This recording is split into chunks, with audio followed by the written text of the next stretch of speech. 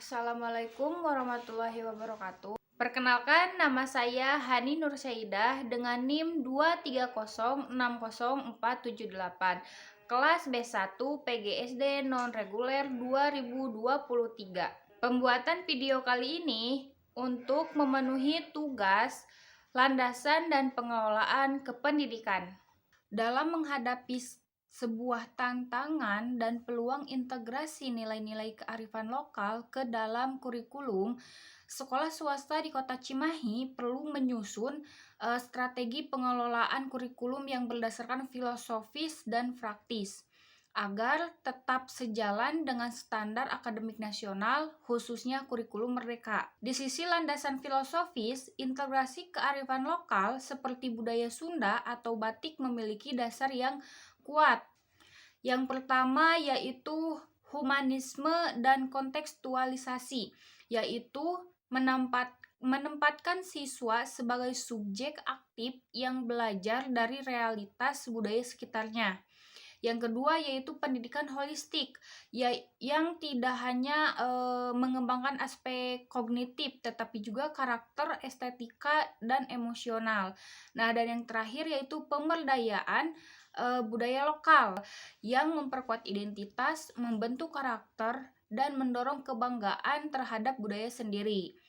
Nah, sementara di sisi landasan praktis, integrasi dilakukan dengan tetap menjadikan kurikulum nasional sebagai kerangka utama, lalu memperkaya pembelajaran melalui muatan lokal, proyek berbasis budaya, dan pendekatan diferensiasi pembelajaran sesuai kebutuhan dan potensi siswa. Nah, untuk mewujudkan hal tersebut, sekolah perlu menyusun rancangan program pengembangan kurikulum yang mencakup pertama, analisis kebutuhan dan potensi lokal. Nah, dengan melibatkan guru, siswa, orang tua, dan tokoh masyarakat. Yang kedua, ada perancangan alur tujuan pembelajaran atau ATP dan modul ajar yang mengembangkan nilai-nilai budaya lokal ke dalam tema pembelajaran. Nah, yang selanjutnya ada implementasi pembelajaran tematik dan berbasis proyek. Misalnya, membuat batik sambil belajar matematika dan sejarah budaya. Dan yang terakhir ada pendampingan guru dan pelatihan strategi pembelajaran inovatif agar integrasi berjalan efektif dan bersifat simbolik semata. Jadi, dapat disimpulkan dengan mengacu pada filosofi pendidikan yang membebaskan dan memanusiakan serta pengelolaan praktis yang kontekstual dan kolaboratif, sekolah dapat menciptakan kurikulum yang berkualitas nasional namun berakar lokal.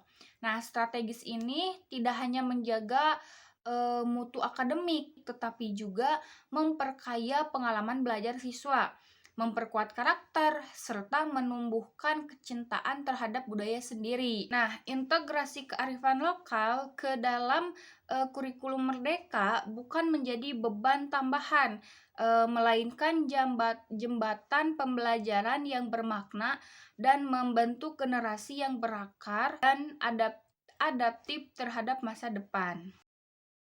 Dari studi kasus tersebut, dalam menghadapi tantangan pengelolaan peserta didik dengan latar belakang sosial ekonomi yang beragam dan keberadaan siswa kebutuhan khusus, madrasah perlu menetapkan atau menerapkan pendekatan yang berbasis pada landasan psikologis dan sosial secara seimbang dan terintegrasi. Nah, dari sisi psikologis, madrasah harus memahami perkembangan anak secara menyeluruh, baik kognitif, emosional, maupun sosial, serta menghargai perbedaan individu seperti gaya belajar dan kebutuhan khusus.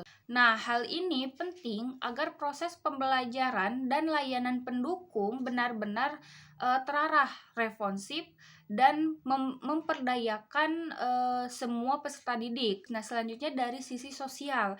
Nah, madrasah perlu menyadari bahwa siswa berasal dari lingkungan keluarga, budaya, dan status sosial yang berbeda. Nah, oleh karena itu, diperlukan pengelolaan yang inklusif, adil, dan berakar pada nilai-nilai sosial serta budaya masyarakat lokal dengan menciptakan lingkungan belajar yang berbasis diskriminasi dan kondusif untuk semua. Untuk mendukung kebutuhan tersebut, madrasah harus mengembangkan sistem layanan peserta didik yang holistik yang mencakup dua pilar utama. Yang pertama, program bimbingan dan konseling atau BK yang bersifat komprehensif dengan melibatkan guru, orang tua, dan masyarakat dalam membantu siswa mengatasi masalah pribadi, sosial, akademik, serta membimbing perencanaan masa depan mereka. Yang kedua yaitu strategi adaptasi kurikulum yang memungkinkan semua peserta didik termasuk yang berkebutuhan khusus mengakses pembelajaran sesuai kemampuan dan kondisi masing-masing melalui penyesuaian materi, metode, dan penilaian yang tepat. Nah, dengan pendekatan ini, madrasah dapat membangun sistem pendidikan yang berkeadilan, ramah terhadap keragaman, serta mampu mendukung tumbuh kembang seluruh siswa secara optimal, baik dari aspek akademik maupun kepribadiannya.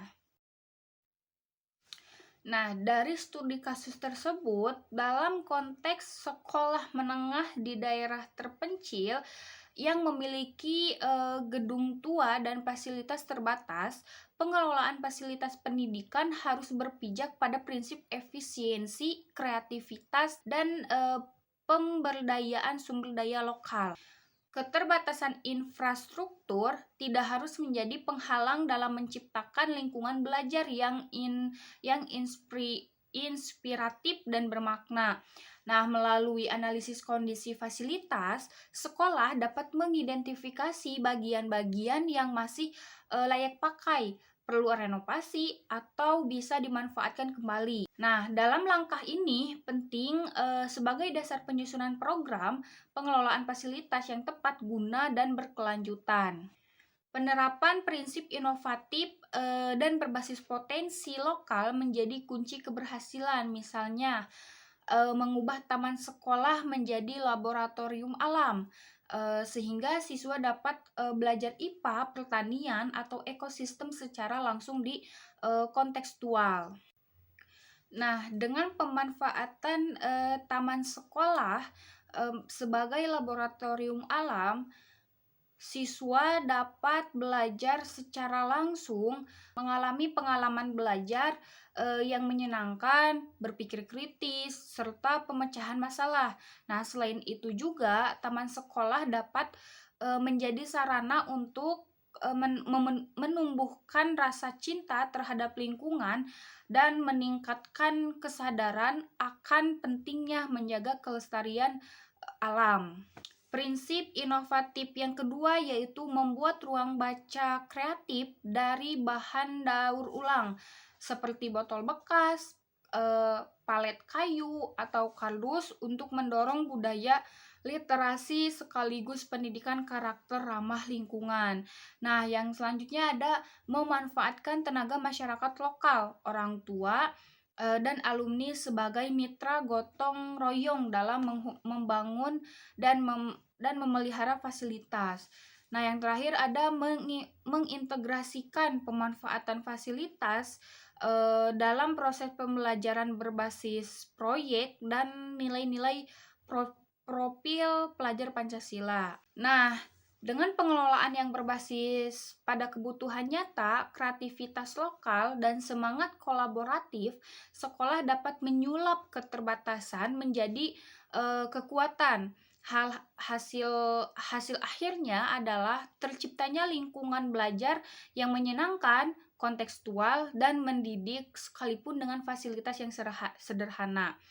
Nah, pendekatan ini tidak hanya memperkuat mutu pembelajaran, tetapi juga membangun kemandirian dan jiwa inovatif seluruh warga sekolah. Mungkin itu saja yang dapat saya sampaikan, kurang lebihnya mohon dimaafkan. Semoga bermanfaat untuk kalian yang menonton, dan terima kasih. Wassalamualaikum warahmatullahi wabarakatuh.